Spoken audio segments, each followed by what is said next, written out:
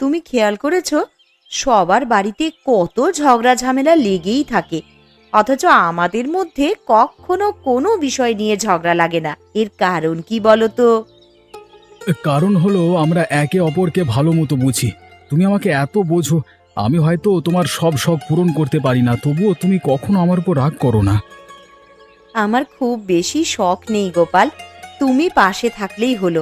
আমরা গরিব হতে পারি, কিন্তু আমাদের সংসারে কোনো ঝগড়া কলহ নেই। তুমি যা উপার্জন করো তাই দিয়েই আমরা 3 বেলা খেয়ে দিয়ে ভালোই আছি। আমি সব সময় তোমার পাশে আছি লতা, আর উপার্জন কিছু বাড়লে তোমার জন্য অবশ্যই কিছু করব। উপার্জন বাড়ানোর জন্য অথবা আমাকে কিছু দেওয়ার জন্য তুমি যদি বেশি খাটুনি করো তাহলে কিন্তু আমার একদম ভালো লাগবে না। আমি অল্পতেই খুশি গো, শুধু তুমি পাশে থাকলেই আমার হলো, বেশি কিচ্ছু চাই না আমি। তুমি খুব ভালো লতা, আমি তোমাকে আমার জীবনসঙ্গী হিসেবে পেয়ে ধন্য গো। তবে এখন আমাকে কাজের জন্য বেরোতে হবে, আমি আসছি কেমন? সাবধানে যেও, আর বেশি রাত করো না। আমি অপেক্ষা করে থাকবো তোমার জন্য।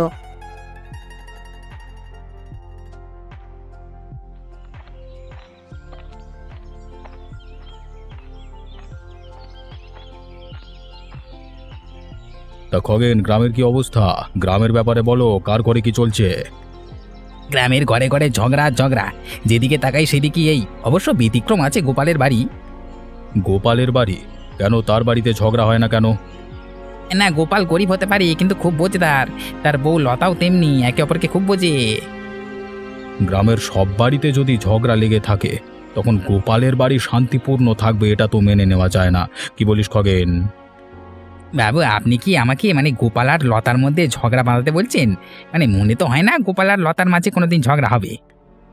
যদি গোপাল আর লতার মধ্যে ঝগড়া না লাগাতে পারিস তাহলে অন্তত এমন কিছু কর যাতে ওদের সাংসারিক শান্তি নষ্ট হয়। হ্যাঁ, ওদের শান্তি নষ্ট করা যেতেই পারে। ওই গোপাল একটা গরিব, অথচ এই গরিবের মধ্যেও কি সুন্দর শান্তিপূর্ণ বসবাস করে, এটা আমার নিজেরও মানে মোটেই সহ্য হয় না। তাহলে তো আর দেরি করে লাভ নেই, দ্রুত কাজে লেগে পড় খগেন। একটা বুদ্ধি বের কর আর ওই গোপাল মানে গরিব গোপালের সুখ শান্তির জীবন তছনছ করে দে। একদম অবিনাশবাবু, আপনি চিন্তা করবেন না। এমন কাজ করব যে গোপালের শুধু যে শান্তি নষ্ট হবে তা নয়, সাথে এ গ্রামেও থাকবার ইচ্ছে শেষ হয়ে যাবে।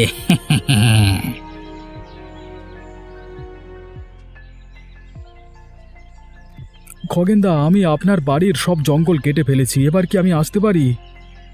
হ্যাঁ, তা সব জঙ্গল কেটে ফেলেছিস তো? কোথায় আবার রাখিসনি তো আগাছা? হ্যাঁ, না না, একদম সব পরিষ্কার করে দিয়েছি। আমার পারিশ্রমিকটা দিয়ে দাও, তাহলে আমি আসতে পারি আর কি। ওরে পারিশ্রমিক তো দেবই, আমি কি পালিয়ে যাচ্ছি নাকি? আমাকে সব দেখে শুনে নিতে হবে না কেমন কি কাজ করলি? এত যখন তারা তো কাজ করতে আসিস কেন শুনি? কাজ না করলে তো পেট চলবে না খগেনবাবু। আর তাছাড়া মানে আসলে বিকেল করিয়ে সন্ধে পড়ছে তো তাই। ঠিক আছে ঠিক আছে, যেতে তোকে দিচ্ছি এক্ষুনি বাড়ি, বদনাম সহ। এমন বদনাম দেবো মাথা উঁচু করে আর বাড়ি ফিরতে পারবি না। হ্যাঁ, এ কি আমার টাকা কোথায় গেল? এ পকেটেই তো রেখেছিলাম। এই গোপাল, তুই আবার হাত সাফাই করিসনি তো? এই কি তুমি বলছো খগেনদা? আমি গরিব মানুষ হতে পারি, তবে চোর নই। আমাকে ভুলভাল অভিযোগ করো না খগেনদা। আমি ভুল অভিযোগ দিচ্ছি না, ঠিক অভিযোগই দিচ্ছি। তাই এক্ষুনি জলের মতো পরিষ্কার হয়ে যাবে, আমি তো তল্লাশি নেব। এই তো আমার সব টাকা, কখন আমার পকেট থেকে বের করেছিস? হ্যাঁ শালা চোর! না না, আমি চুরি করিনি খগেনদা, কোথাও একটা ভুল হচ্ছে তোমার। আমি জানি না এই টাকা কিভাবে মানে আমার জামার পকেটে এলো। তুই জানিস না? হ্যাঁ, কি করে তোর পকেটে এলো? বলি টাকা কি উড়ে উড়ে তোর পকেটে গেল? শালা চোর, এক্ষুনি আমার বাড়ি থেকে বেরো বেরো, নাহলে কি কি চুরি করবি জানি না বাবা, বেরো কেন দূর হ। খগেনদা, বিশ্বাস করো, আমি চুরি করিনি, আমি চোর না। আমি নিজেও বুঝতে পারছি না এই টাকাগুলো কোত্থেকে আমার কাছে এলো।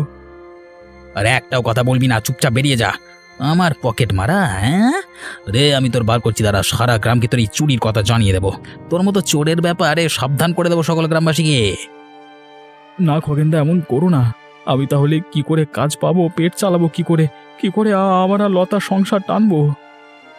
সেটা চুরি করবার আগে ভাবতে হতো বে। এখন আমার বাড়ি থেকে দূর হ।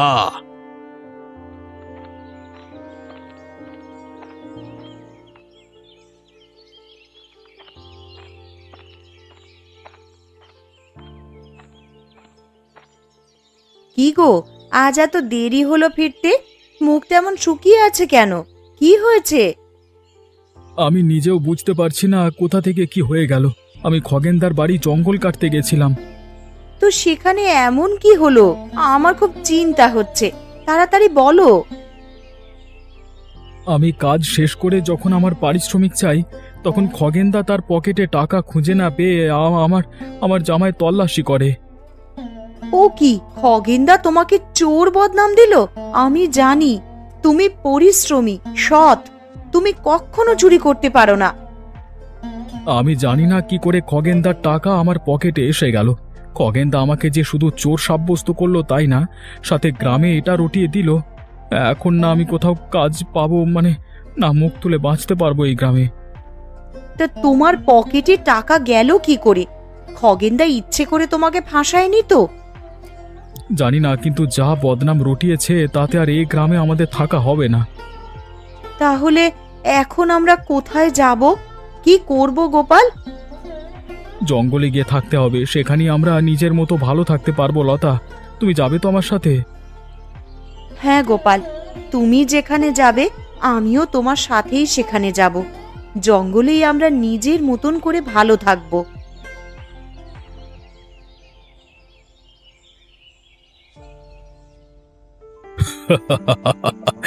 বাহ খগেন বাহ, তোর কথার তো বেশ দাম আছে। যেমন কথা দিলি তেমনই তো কাজ করলি। এই যে আপনি আমাকে দেখেন, এই জন্যই তো আমি আপনার কথা মতো সব কাজ করি। তুই যেভাবে গোপালকে অপদস্থ করে শান্তি নষ্ট করলি তাতে আমি বুঝে গেছি তোকে আমি আমার বাম হাত বানিয়ে কোনো ভুল করিনি। অবিনাশ বাবু, আপনি নিশ্চিত থাকুন, আমি কখনো আপনাকে নিরাশ করব না। তা খগেন, সুরাপান তো অনেক হলো, এবার একা একা বাড়ি ফিরতে পারবে তো? আরে হ্যাঁ হ্যাঁ, সেই কোন বয়স থেকে আপনার সাথে সুরাপান করছি, আমি ঠিক বাড়ি চলে যেতে পারবো।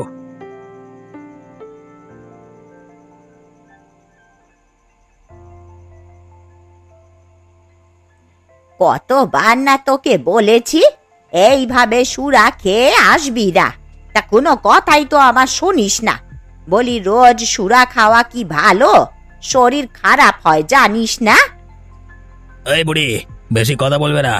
আমার টাকা, আমি সুরা খাবো না বিষ খাবো সেটা সম্পূর্ণ আমার ব্যাপার, এই নিয়ে বেশি নাক গলাতে যাও না রে।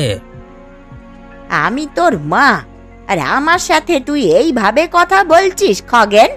আমি তো কল্পনাও করিনি এমন দিনও আমাকে দেখতে হবে। বাবা, তুমি কেন ঠাম্মার সাথে এইভাবে কথা বলছো? আর সত্যি তো সুরা খাওয়া ভালো না, এতে তোমার স্বাস্থ্যের ক্ষতি হবে। এই মেয়ে, একদম চুপ থাকবি। আমাকে কথা শোনাস কোন সাহস হবে? এই, আমার খাস, আমার পরিস, আর আমার বড় কথা। তা কি খারাপ বলেছি বলতো? রোজ যে সুরা খেয়ে আসিস, এতে তোর শরীরটা তো দিন দিন ক্ষয় হচ্ছে, সেটা কি বুঝতে পারছিস না? অনেক কথা শুনেছি, রোজ রোজ এই অশান্তি আর ভাল লাগে না। বেরিয়া বেরিয়া, তুই না বেরো। কি বললি? তুই আমাদের বেরিয়ে যেতে বললি? কপালে আমার এই দিনও লেখা ছিল রে। আমি এখন এই মেয়েটাকে নিয়ে কোথায় যাব? এই, আমি অত শত জানি না, চুপচাপ যেটা বললাম সেটা কর। আমি তোদের সাথে চুপ থাকতে পারবো না, আমার অসুবিধা হয়। এটা আমার বাড়ি, এখানে আমি যা খুশি করবো, যাকে খুশি তাকে রাখবো, যাকে ভালো লাগবে না তাকে বের করে দেবো। বেরিয়ে যা, বেরিয়া। না বাবা, এমন করো না। আমাদের এত রাতে বের করে দিলে আমরা কোথায় যাব?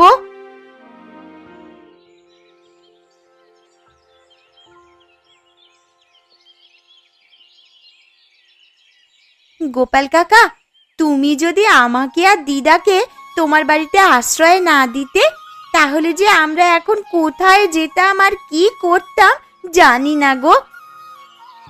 সত্যি, পূজা ঠিকই বলেছে। আমার নিজের ছেলেই তো আমাকে তাড়িয়ে দিল।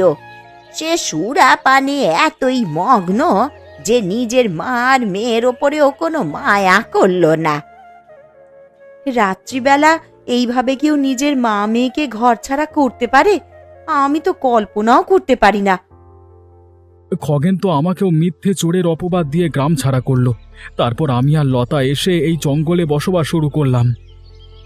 আমার ছেলে তোর সাথে এত অন্যায় করা সত্ত্বেও তুই আমাকে আর পূজাকে তোর কাছে আশ্রয় দিলি। দেখবি তোর খুব ভালো হবে। আর আমি খগেনের মা হয়েই বলছি, ও একদিন ঠিক ওর পাপের শাস্তি পাবে। খগেনকে তোর আর আমার কাছে একদিন ফিরতেই হবে। সত্যি কথা বলতে আমি কোনো প্রতিশোধ কামনা করিনি। আমি খালি শান্তিপূর্ণভাবে বাঁচতে চাই, যা এখন এই জঙ্গলে করতে পারছি আমি। হ্যাঁ বুড়িমা, এখানে আমরা নিজেরাই ধান, গম ইত্যাদি শস্য, এছাড়া সবজি, মাছ চাষ করি। নিজেদের ঘর বানিয়েছি। পূজাকে আর তোমাকে আমাদের সাথে পেয়েছি। আমরা এখানেই ভালো আছি। সত্যি গোপাল আর লতা, তোমাদের কোনো তুলনাই হয় না। তোমরা সত্যি খুব ভালো।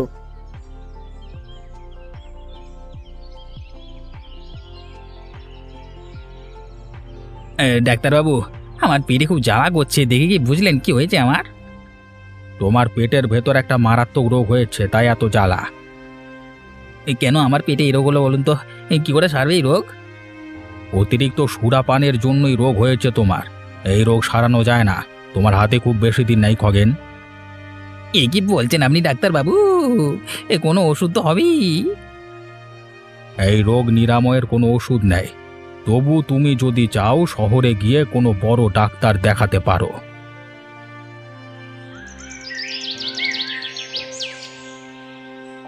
কি হয়েছে তোর খগেন? কালকে রাতে এলি না কেন? তোর জন্য অপেক্ষা করছিলাম। বাবু, আমার পেটে একটা মারাত্মক রোগ হয়েছে অতিরিক্ত সুরাপানের জন্য। ডাক্তার দেখিয়েছি, ডাক্তার বলেছেন আমার হাতে বেশি দিন নেই। সুরা খাওয়া খারাপ নাকি? আমিও তো খাই, আমার তো কিছু হয়নি। আপনার শরীর আর আমার শরীর আলাদা অবিনাশবাবু। ডাক্তার বলেছেন আমার যে রোগ হয়েছে তা ওষুধে নিরাময় হয় না। তাও আমি ভাবছি শহরে গিয়ে একবার ডাক্তার দেখাবো। তাহলে আমার কাছে এসে সময় কেন নষ্ট করছিস? এমনিতেই না বললি তোর হাতে সময় কম, বেশি দিন বাঁচতে পারবি না। যা শহরে গিয়ে ডাক্তার দেখা, তাতে যদি তোর রোগের কোনো নিরাময় হয়। বাবু, শহরে যাওয়ার মতো তো টাকা আমার কাছে নেই, তাই আপনার কাছে এসেছি। আমাকে কিছু অর্থ সাহায্য করলে ভালো হয়। এখন বুঝতে পারছি রোগ টোগ কিছুই না। টাকা মারবার জন্য এত নাটক করছিস তুই, হ্যাঁ? না বাবু, আমি নাটক করছি না। আমার সত্যি গম্ভীর রোগ হয়েছে। শহরে ডাক্তার দেখালে তো বাঁচতে পারি। দয়া করে একটু অর্থ সাহায্য করুন। মানলাম তো রোগ হয়েছে, আমার টাকা দিয়ে শহরে ডাক্তার দেখাবি। কিন্তু ডাক্তার দেখানোর পরও যদি তোর শরীর ঠিক না হয়, তখন তুইও মরে যাবি। আমাকে টাকাকে ফেরত দেবে শুনি। আমি সারা জীবন আপনার জন্য এত কাজ করলাম, আর আজকে আমার বিপদের দিনে আপনি এভাবে মুখ ফিরিয়ে নিচ্ছেন অবিনাশবাবু। বক বক করে মাথা নষ্ট করিস না। তোর বেঁচে থেকেও আর লাভ নেই তো। যেদিকে খুশি যা, কিন্তু আমার বাড়িতে কোনোদিন আসবি না, ঠিক আছে? তোর রোগ তুই সার আগে যা। সারিয়ে উঠলে ভালো, না হলে তো গেল, তাই না? আমি কোনোদিনও ভাবতে পারিনি অবিনাশবাবু আমার সাথে এমন ব্যবহার করবেন। কিন্তু আমি এখন কোথায় যাব? পূজার সাথে খুব অন্যায় করেছি, মা আর পূজার সাথে। কিন্তু মা এখন আমাকে আশ্রয় দেবে, আমার সেবা করবে। আমি মায়ের কাছেই যাব। মা ঠিক আমাকে ক্ষমা করে দেবে।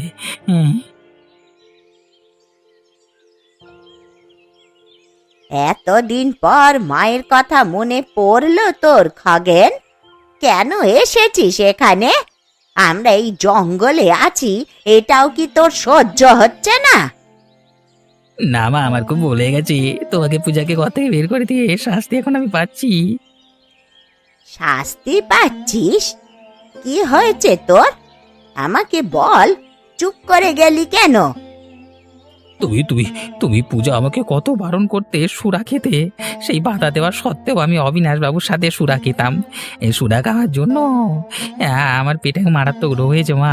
এমন রোগ যা কোনো ওষুধ সারাতে পারবে না, কোনো ওষুধ সারাতে পারবে না। এ কি বলছিস বাবা? দেখ, এই জন্যেই আমি তোকে সুরা খেতে মানা করতাম। দেখলি তো কি হলো? আমার হাতে বেশি দিন নাই মা। আমি আর বেশি দিন বাঁচবো না। যে কটা দিন আছে আমি তোমার সাথে থাকতে চাই মা। না না, এ কেমন কথা? তোর কিচ্ছু হবে না। এই জঙ্গলে বিভিন্ন রকমের ঔষধি গাছ গাছড়া আর শাক পাতা আছে। সেইগুলো নিয়ম মতন খেলেই তুই ঠিক হয়ে যাবি বাবা। আমি তোর সেবা করে তোকে সুস্থ করে তুলবো, দেখিস।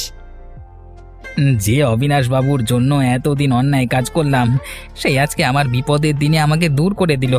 আর তুমি তুমি যাকে আমি বাড়ি থেকে তাড়িয়ে দিয়েছি, খারাপ ব্যবহার করেছি, সে আমাকে আমার বিপদের দিন আশ্রয় দিচ্ছে। তা সে যতই তুই আমাকে তাড়িয়ে দে আর খারাপ ব্যবহার কর, আমি তো তোর মা রে। আমি কি কখনো তোকে দূর করতে পারি?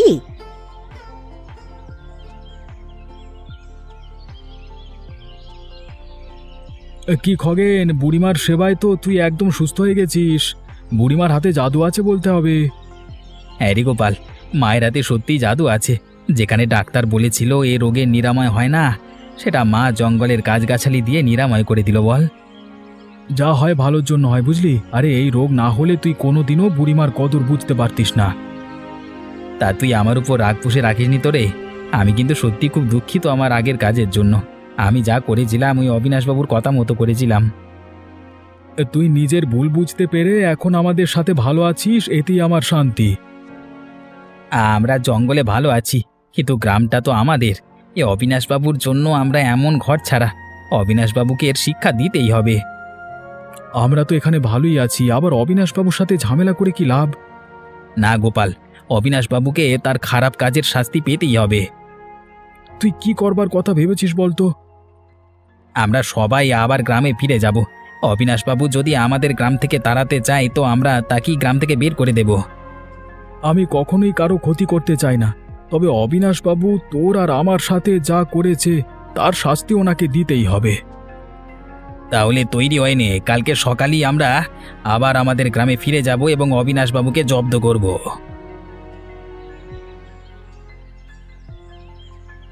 একে তোমরা আবার এই গ্রামে ফিরে এসেছো? আর খগেন, তুই না বলেছিলিস তোর কি রোগ হয়েছে পেটে? তুই তো একদম সুস্থই আছিস। আমার মা আমাকে সুস্থ করে তুলেছে, আর এখন আমি সুরা খাওয়া একদম ছেড়ে দিয়েছি। তা ভালো কথা, কিন্তু এতদিন কোথায় ছিলে সবাই? আর এতদিন পর ফিরেও বা এলে কেন? এতদিন আমরা জঙ্গলে ছিলাম, আর এতদিন পর আমরা আবার ফিরে এসেছি আপনাকে এই গ্রাম থেকে দূর করতে। কি, তোর সাহস তো কম না গোপাল? তুই কি ভুলে গেছিস তুই কার সাথে কিভাবে কথা বলছিস? গোপাল কোনো ভুল কথা বলেনি। তোমাকে এই গ্রামের মোড়ল কে বানিয়েছে সেটা কি ভুলে গেছো? আপনাকে আমরা এই গ্রামের মোড়ল বানিয়েছিলাম, কিন্তু আপনি আমাদের জন্য আর এই গ্রামের জন্য কি করলেন? আমাদের একে অপরের বিরুদ্ধে উস্কে একে অপরের শত্রু বানিয়ে দিলেন। আপনার কথা মতো চলে আমি মরতে বসেছিলাম। আপনার এই গ্রামের মোড়ল হওয়ার কোনো যোগ্যতাই নেই, তাই আমরা গ্রামবাসী আপনাকে আজকে এই গ্রাম থেকে বের করে দেব। না না, এমন করো না। আমি আমার করা সব ভুল বুঝতে পেরেছি। আমাকে এই শেষবারের মতো ক্ষমা করে দেওয়ার, কখন আমি কাউকে কারো বিরুদ্ধে উস্কাবো না। বিপদে পাশে দাঁড়াবো, সাহায্য করব। আমি বুঝতে পারছি আমার মোড়ল হওয়ার যোগ্যতা নেই। আমাকে দয়া করে গ্রাম থেকে বের করে দিও না।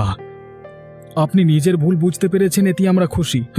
আপনি আমাদের গ্রামের মোড়ল থাকবেন, আমাদের গ্রামবাসীকে নিজের পরিবারের মতো আগলে রাখবেন, ঠিক আছে? ধন্যবাদ গোপাল, তুমি আমাকে ক্ষমা করলে। তোমরা সবাই আমাকে ক্ষমা করে দাও। আমার আগের কাজের জন্য আমি তোমাদের কথা দিচ্ছি, আমি গ্রামের বিকাশের উন্নতির কাজ করব। তোমাদের নিজের পরিবার মানব। আপনাকে শিক্ষা দেওয়াই আমাদের প্রধান উদ্দেশ্য ছিল। আপনি আপনার দোষ স্বীকার করে ক্ষমা চেয়েছেন, তাতেই আমরা খুশি। আমরা এবার সবাই একসাথে আনন্দে থাকব।